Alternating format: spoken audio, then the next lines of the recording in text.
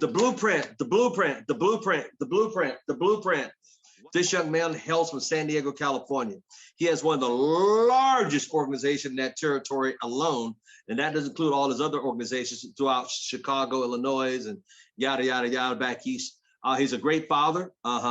He is a leader in ACN. He comes from us from the forms of an analyst and very technical. He's full-time regional director in ACN. Without further ado, the one and only, can we give it a great warm welcome to the great Mr. Julian Lewis, everybody. Julian Lewis.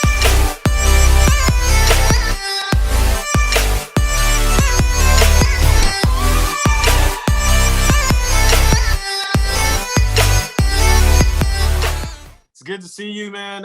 It's good to see your face. I always say it's good to see your smiling face. Every time that I see you, the energy that you bring to whatever it is that you're doing, whether you're speaking in person, whether it's on Zoom, it's infectious. And I'm so grateful to be able to have you as a mentor and as a friend, someone that I can come to for advice, but also to laugh and as a father of another girl dad, brother, I appreciate everything that you do and who you become and so that we can become the leaders that we are. So thank you, sir. Thank you so much.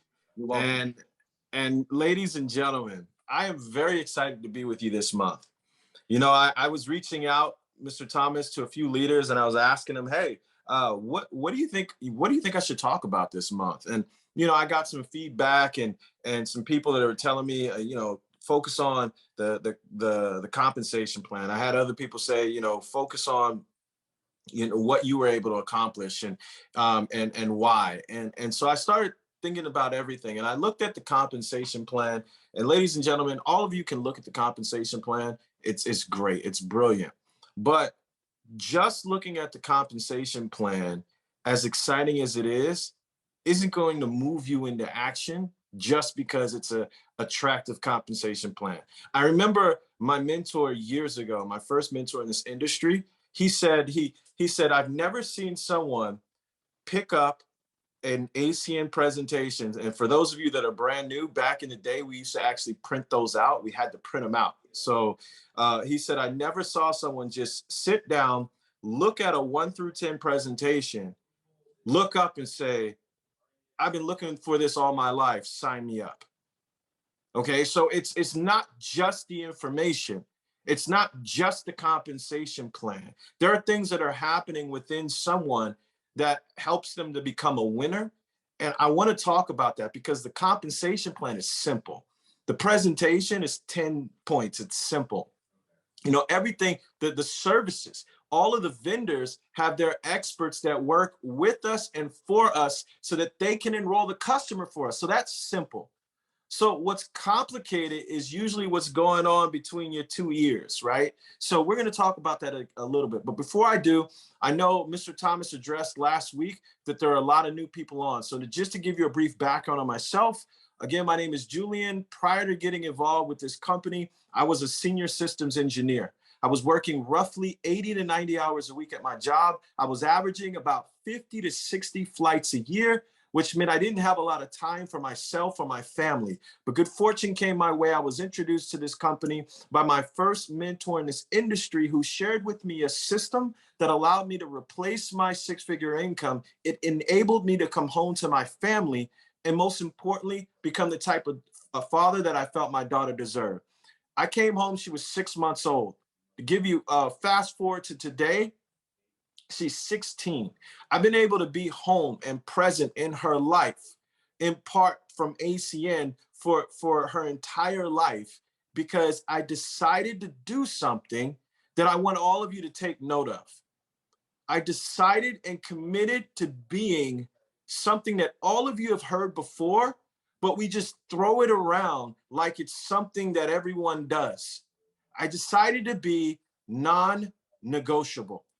And I want to talk about being non-negotiable today because I don't think that everyone really understands what being non-negotiable gives you the freedom to do. And so what I want to do is, first of all, I want to share with you the definition of being non-negotiable so you guys can just see that really quickly. The definition of being non-negotiable is not open to discussion or modification. Now, I want to be clear, not open for discussion or modification in ACN as it relates to getting to your goal, getting to whatever you set out to do. If you say you're going to do it, being non-negotiable means that things might happen. Things might get in your way. But the truth is, no matter what gets in your way, no matter what happens, that doesn't take you off the focus of what you're doing. And so it's extremely important to understand really how this works. And in order to do that, I want to bring up an individual that all of you know, some of you love, some of you used to hate him when he was playing because you had a different team, but you learned to love him because of his work ethic and his ability to be non-negotiable. So I have 2 quick videos that I want you guys to see. And then after the videos, I'm going to come back up and really break down so you can understand what being non-negotiable really means, so that you can start to implement it in your life and you can start to get the energy. Write this down, the energy that comes from being non-negotiable. I promise you probably never heard, what do you mean energy that comes from being non-negotiable? There's energy involved with it. So I'm going to talk to you about that. But first, let's get to these 2 quick videos. Growing up in Italy, when I first moved over there, it was, I didn't speak Italian. I didn't have any friends. I had the game of basketball, and through sport and playing soccer, I was able to make friends and build connections. But it was a lot of time spent alone. And when I came back to the States, I wasn't the most athletic kid. I couldn't compete with these kids. They're doing windmills and dunking backwards, and I'm happy to tap the backboard, So I had to look at it from a long term because I wasn't going to give up on the game. So I had to say, okay, this year I'm going to get better at that. Next year, this, and then so forth and so on. And then patiently I was able to catch them. It's the consistency of the work. Monday, get better. Tuesday, get better. Wednesday, get better, right? And you do that over a period of time, not like 1 month or 2 months. I mean, it's 3, 4, 5, 6, 7, 8, 9, 10 years. And then you can get to where you want to go. Obsessiveness just comes from something that you love. Like, you really love it. You'll go through fire for it. You'll go through the ups and downs with it, and you'll just keep at it because you love it so much. You make game-winning shots, and it's awesome. You come back the next day and miss a game-winning shot, and it's misery. And then the next day comes, and you're back playing again, and you understand that life has this cyclical nature where it's, what you do on Monday, it's fantastic, but then Tuesday is a bad day. But guess what? There's Wednesday. Every day is just constant improvement, constant curiosity, constantly getting better. The results don't really matter. Look at how do you deal with the inner challenges, the kind of the self-negotiation that takes place inside of our own heads. You start talking to yourself saying, man, my knee is really sore right now. Maybe I'm doing too much. And that's, you just got to say, you know what? I'm not negotiating with myself. The deal was already made. And I set out at the beginning of the summer and said, this is the training plan I'm doing. I signed that contract with myself. I'm doing it. A lot of times I've seen players, even myself, when I was younger, being consumed by a particular fear, and to the point where you're saying, okay, nah, it's not good to feel fear. I shouldn't be nervous in the situation right now. And it does nothing but grow. Emotions come and go. The important thing is to accept them all, to embrace them all, and then you can choose to do with them what you want versus being controlled by emotion. Don't hide from it. You got to be able to look at it and deal with it head on. Madison Square Garden lit up in the Lakers uniform colors, purple and gold, to honor Kobe Bryant. Bryant and his 13-year-old daughter, Gianna, and 7 others. It's okay to fail because you're going to be loved no matter what. And that doesn't just mean basketball. It means anything in life.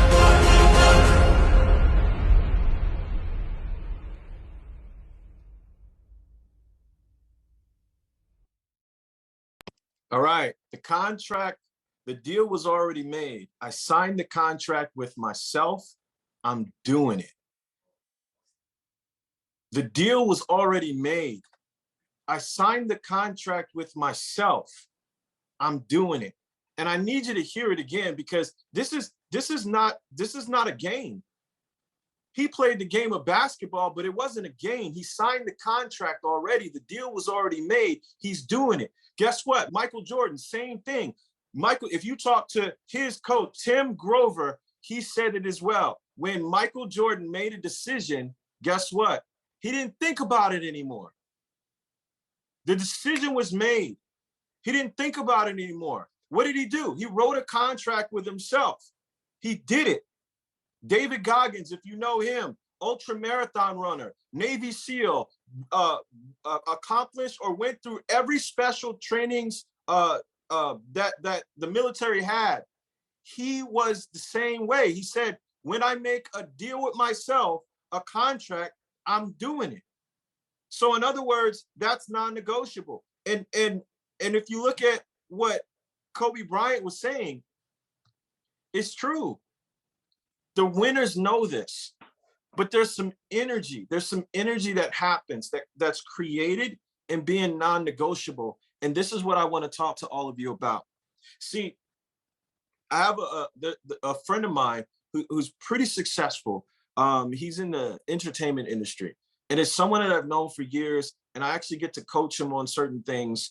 And one of the things I said is, when you were younger and you were having all the success, the difference between now and back then is that back then you were non-negotiable. All right. So what happens? Let's look at the opposite. What happens when you negotiate? See, when you negotiate, this is what it looks like. The part when Kobe Bryant said he signed the contract, the deal was made, but then he said, as he's going through the summer and as he's going through practice, the voice in his head starts to say, what? Oh, your knee's not feeling good right now. You got priorities you got to take care of for the kids today. Your wife needs you to do this. You're one of the greats. You deserve to take a day off. You deserve to hang out with the family or your close friends. You don't have to work out every single day. You don't have to work out as long as you do. You're already better than everyone on your team. And see, these are the negotiations that can creep up. And here's what allows you to shut them down. Already knowing when you signed the contract that the deal was made, and it doesn't matter what voice pops up, it's not going to be something that is negotiated in your mind. The thoughts are going to come. See, the issue is a lot of people don't realize that the thoughts are going to come. And so when the thoughts come, they think the thoughts are wisdom. The thoughts aren't wisdom. The thoughts are another W. It's weakness. See, when your brain realizes you're stepping out of your comfort zone, the brain wants to get you right back into being efficient with your energy. So it tries to convince you and gives you reasons as to why you need to stop doing what you're doing. And when you decide to negotiate, now your energy that was focused on the goal is now being spent on going back and forth in your mind. And this is the danger with that. Now you're wasting energy on the back and forth part. So if you actually decide after negotiating to do what you set out to do, you're going to do it exhausted, which is going to be another reason that your brain gives you to stop. But the exhaustion came from you arguing with your brain. Now let's talk about just arguing in real life with people. How many of you have had a lot of energy and got into even a silly argument, and then all of a sudden you were exhausted? Has that ever happened before? See, your energy is gone. And what a lot of people don't realize is they're walking around in life exhausted because they've been negotiable. They've been negotiating. Everything is a negotiation. You make a decision, and I want you to think about yourself for a minute, because I know that not everyone does this, but I know the majority of people in this country do it, and it's the reason why they don't have success in the way that they want. Think about what you decided to eat for dinner, and then you start to have second thoughts. Should I eat this for dinner today, or should I have something else? Maybe I should push that off for tomorrow. Maybe I should. Think about when you decided to go somewhere, or even parking. I'm going to park over here. Well, you know what? It might be better if I park over there. You know what? If I do this, a lot of you know this is overthinking, but what you're really doing is constantly negotiating with yourself within yourself. you can never really get to where you want to go. It's a chronic problem in most people. And because they stay in their mind about a decision, they never get into the real world and actually execute. And so what happens is you start to think it's weighing out your options. I'm gonna tell you guys something. When you already know the path and you think you're weighing out your options, you're not weighing out your options. You're distracting yourself with negotiations. What it is a tactic to delay what you need to do because you're uncomfortable doing it, because there's some level of pain or there's some level of newness that makes you afraid. And so we lie to ourselves and say, we need to think about it. We need to weigh out our options. We need to really see if this is something that we want to do. When here's what happens. After you go through all those negotiations, after you go through all the weighing it out, and then you go back to, well, guess what you usually go back to? What you decided to do first anyway. But now you're exhausted doing it. So what I'm trying to get through to everyone on this call is that you got to start getting to a space where when you make a decision, you're aware that there are going to be conversations that your mind is going to have with you. And the moment that voice starts to creep up, stop it. The way I do it is that I say to myself, I don't care what you're going to tell me.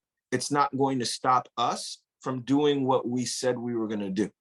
I do that every day. I do that with my workouts. Those of you that know me know that in the morning, I wake up early before all of you.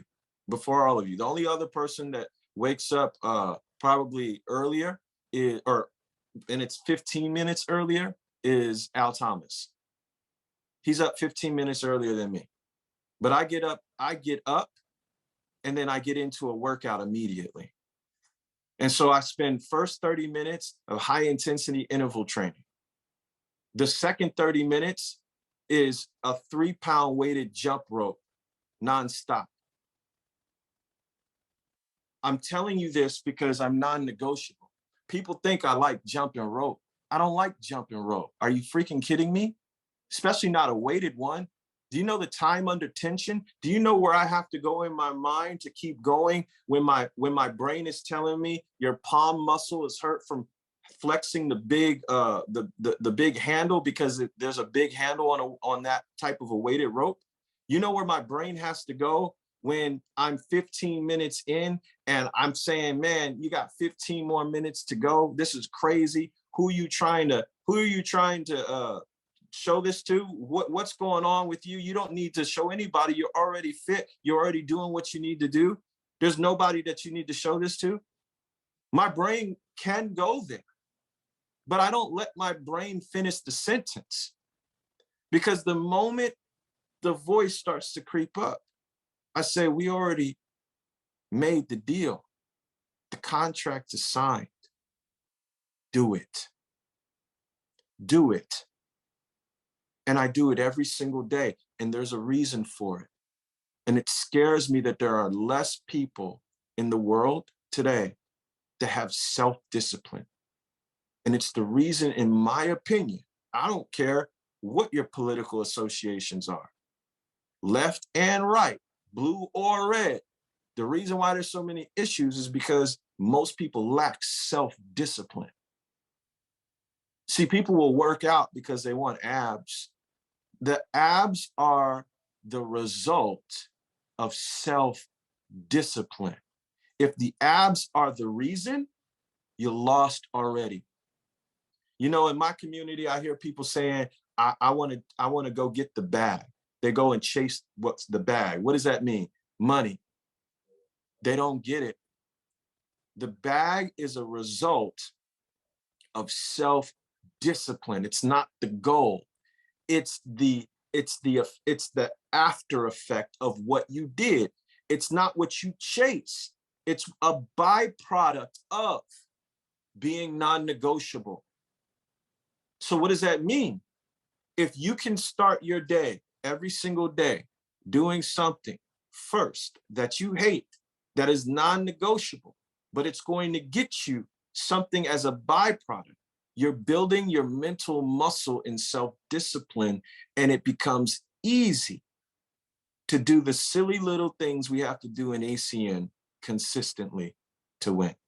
See, the problem isn't the compensation plan. I said that in the beginning.